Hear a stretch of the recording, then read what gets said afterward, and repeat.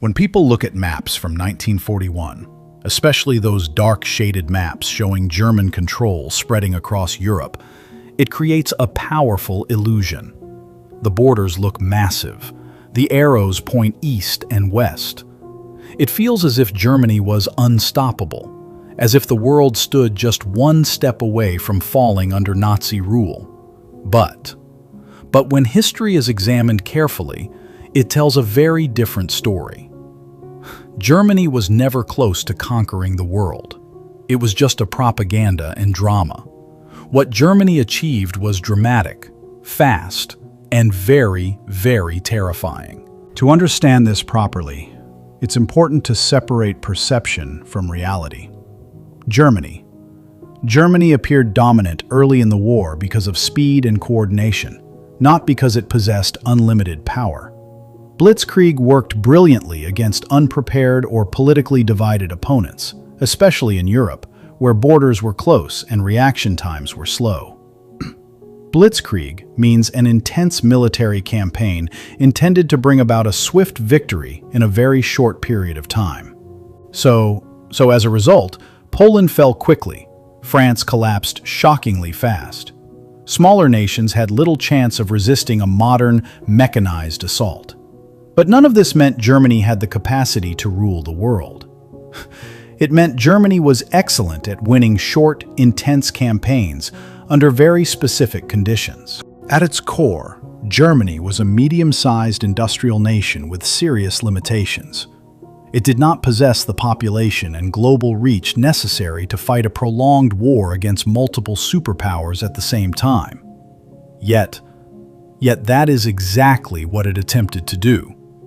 By 1941, Germany was at war with the British Empire, the Soviet Union, and soon after, the United States.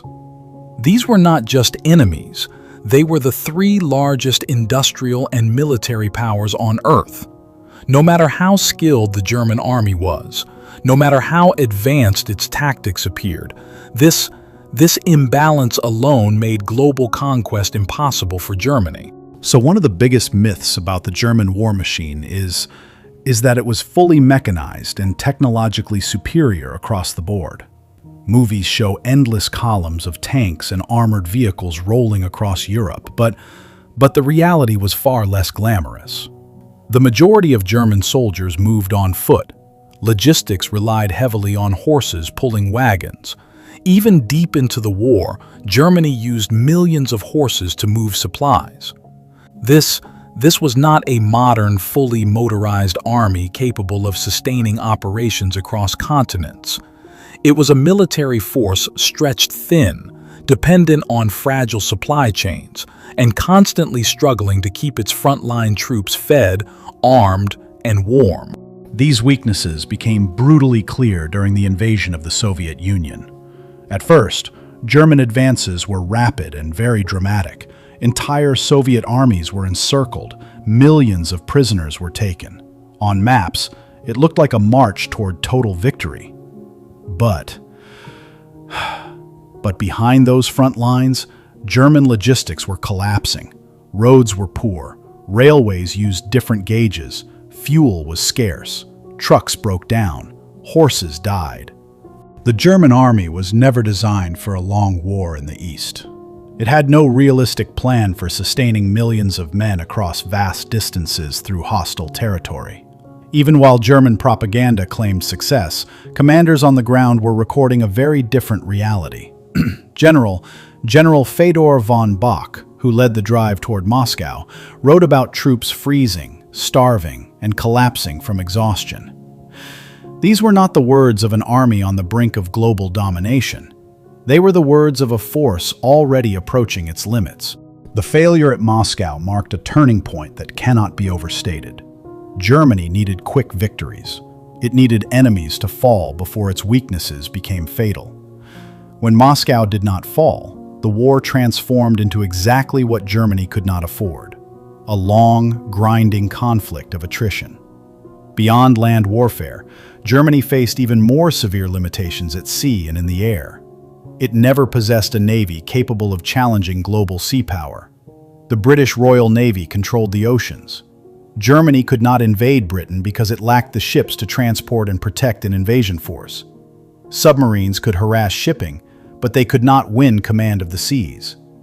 Without naval dominance, Germany had no path to the wider world. Air power was also limited. German bombers were designed for short-range tactical support, not long-range strategic bombing. They could not reach American factories.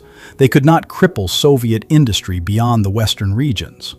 Meanwhile, the Allies adapted, rebuilt, and expanded production far beyond Germany's capacity to match.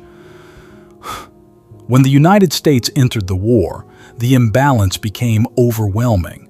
American industry operated on a scale Germany could not even imagine. Factories ran day and night. Ships were launched faster than submarines could sink them. Planes rolled off assembly lines in numbers that dwarfed German output. Tanks, trucks, fuel, food, everything arrived in staggering quantities. Germany was not defeated because it lacked bravery or skill. It was defeated because it was outproduced, outmanned, and outlasted. Germany also suffered from critical resource shortages. Oil was a constant problem. Without sufficient fuel, tanks were useless, planes stayed grounded, and mechanized units slowed to a crawl. Germany had no secure access to large oil reserves. Much of its strategy in the East was driven by desperation to capture fuel fields, not by a realistic path to victory. When those efforts failed, the war machine began to seize up. Money and manpower were equally limiting. Germany lacked the financial depth to sustain a global war. As casualties mounted, replacements became younger, older, and less trained. Equipment quality declined. Meanwhile, Allied forces improved year after year, gaining experience, refining tactics, and deploying better technology at an accelerating pace. Another factor often overlooked is governance. Conquering territory is not the same as controlling it. Germany struggled to administer the lands it occupied. Resistance movements drained manpower. Brutal occupation policies fueled rebellion rather than compliance.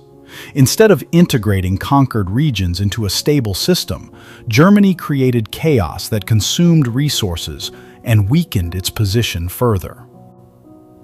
The idea that Germany could have ruled the world assumes that military success automatically translates into sustainable control. History shows this is rarely true. Empires require logistics, administration, diplomacy, and economic integration. Germany lacked all of these on a global scale. It could win battles, sometimes spectacularly, but it could not maintain dominance across continents. By the later years of the war, the outcome was no longer in doubt. Germany continued fighting with determination, but the strategic picture was hopeless. It faced enemies advancing from all directions, each with greater resources and growing strength. The early shock of German victories had faded, replaced by a steady Allied advance, powered by industrial might and overwhelming numbers. The frightening maps of 1941 tell only part of the story. They show movement, not sustainability. They show ambition, not capability. When examined closely, Germany's position was always brittle. The war it chose demanded far more than it could ever provide. Germany was never on the brink of conquering the world. It was on the brink of exhausting itself. The speed of its early victories masked deep structural weaknesses that became impossible to hide once the war dragged on. History does not support the idea of inevitable German global domination. It supports a far more sobering lesson about overreach, illusion, and the limits of power. In the end, Germany's defeat was not sudden or mysterious. It was the logical conclusion of fighting too many enemies, across too many fronts, with too few resources, for too long. The world was never close to falling under German rule. What was close was the collapse of a system that mistook early success for lasting strength.